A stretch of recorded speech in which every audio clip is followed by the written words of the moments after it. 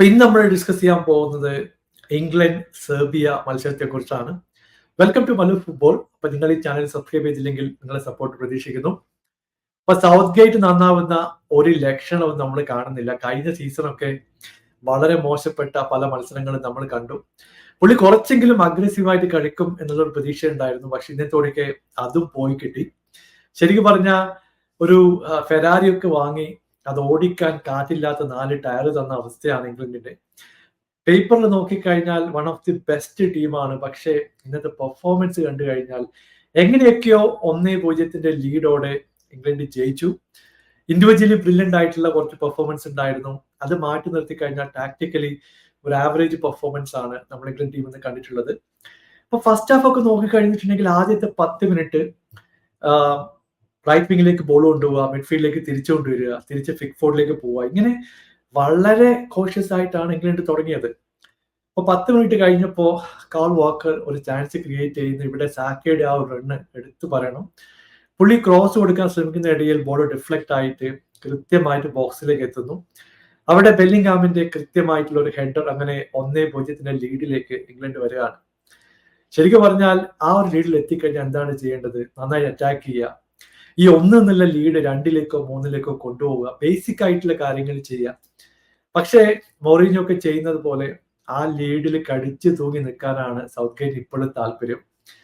എനിക്ക് തോന്നുന്നു അർണോൾഡിന്റെ ഇൻക്ലൂഷൻ ഒരു ക്വസ്റ്റ്യനബിൾ ആയിട്ടുള്ള ഡിസിഷൻ ആണ്. പുള്ളി കിഡിലെ റൈറ്റ് ബാക്ക് ഒക്കെയാണ്. പക്ഷേ കോബി മൈനോ, ഗാലഗർ ഒക്കെ അവൈലബിൾ ആയിരിക്കുമ്പോൾ അർണോൾഡിനെ മിഡ്ഫീൽഡിൽ കളിപ്പിക്കണോ എന്നുള്ളൊരു ചോദ്യമുണ്ട്. എന്നിരുന്നാലും ഹാരി കെയിന്റെ ഫസ്റ്റ് ഹാഫിലെ പെർഫോമൻസ് എന്റെ പൊന്നോ, 2 ടച്ച് 1 പാസ്, പുള്ളി യാതൊരുവിധ ഇമ്പാക്റ്റും ഫസ്റ്റ് ഹാഫിൽ കൊണ്ടുവന്നിട്ടില്ല എന്ന് പറയണം. ശരിക്കും പറഞ്ഞാൽ ബോള് കിട്ടിയാലല്ലേ ഇമ്പാക്ട് ക്രിയേറ്റ് ചെയ്യാൻ പറ്റൂ. പുള്ളിക്ക് ബോൾ പോലും കിട്ടിയിട്ടില്ലാത്ത പല സിറ്റുവേഷൻസും ഉണ്ടായിരുന്നു. ഇപ്പൊ റൈറ്റ് വിങ്ങിൽ സാക്കി ആയാലും മിഡ്ഫീൽഡിൽ ബെല്ലിംഗ്ഹാം ആയാലും ഒരു കിടിലം പെർഫോമൻസ് ഫസ്റ്റ് ഹാഫിൽ കൊണ്ടുവന്നു. ഡെക്ലൻ റൈസിൽ പതിവ് പോലെ തന്നെ ഡിഎമിന്റെ റോളിൽ കൃത്യമായിട്ടുള്ള വർക്കൗട്ട് ചെയ്യുന്നുണ്ടായിരുന്നു. സെർബിയ സൈഡിൽ നിന്നുള്ള 1-2 പ്ലേയേഴ്സിനെ പറ്റി എടുത്തു പറഞ്ഞു. നമുക്കറിയാം മിട്രോവിച്ച് ഉണ്ട്, വ്ലാവോവിച്ച് ഉണ്ട്. ഇവരൊക്കെ ടെറർ ആയിട്ടുള്ള പ്ലേയേഴ്സ് ആണ്. പല മത്സരങ്ങളും നമ്മൾ കണ്ടിട്ടുണ്ട്. പക്ഷേ അതുപോലുള്ള ഒരു പെർഫോമൻസ് കൊണ്ടുവരാൻ ഇന്ന് സെർബിയക്ക് കഴിഞ്ഞിട്ടില്ല. അവർ 6 ചാൻസുകൾ ക്രിയേറ്റ് ചെയ്തു. പക്ഷേ വേണ്ട രീതിയിൽ കൺവേർട്ട് ചെയ്യാൻ പല ചാൻസുകൾ കഴിഞ്ഞിട്ടില്ല. ഫസ്റ്റ് ഹാഫിൽ നോക്കി കഴിഞ്ഞിട്ടുണ്ടെങ്കിൽ മിട്രോവിച്ചിന്റെ ഒരു ഷോട്ട് ഉണ്ടായിരുന്നു, അത് പുറത്തേക്ക് പോയി.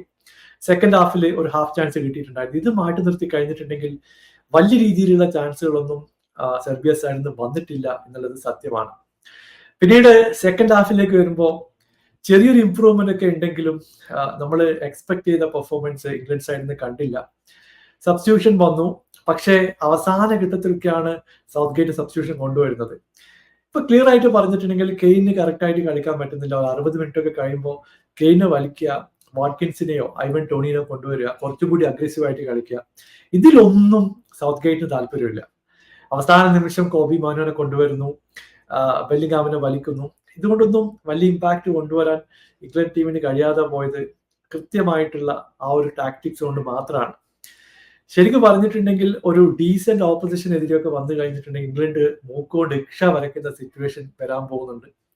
ഇങ്ങനെ പോയി കഴിഞ്ഞാൽ എത്ര ദൂരം വണ്ടി ഓടുന്നു നമുക്കറിയില്ല. വെയിറ്റ് ആൻഡ് സീ എന്നുള്ള ഒരു സിറ്റുവേഷനിലൂടെയാണ് ഇംഗ്ലണ്ട് മുൻപോട്ട് പോയിക്കൊണ്ടിരിക്കുന്നത്. എന്തായാലും പേപ്പർ നോക്കി കഴിഞ്ഞിട്ടുണ്ടെങ്കിൽ 1-0 ജയം, 3 പോയിന്റുകൾ സ്വന്തമാക്കി. പക്ഷേ പെർഫോമൻസ് ഒരു ആവറേജ് മാത്രമായിട്ടാണ് എനിക്ക് തോന്നിയിട്ടുള്ളത്. നിങ്ങളുടെ അഭിപ്രായം താഴെ അറിയിക്കുക. പുതിയൊരു വീഡിയോയുമായി വീണ്ടും കാണാം. Thank you so much for watching. Bye for now.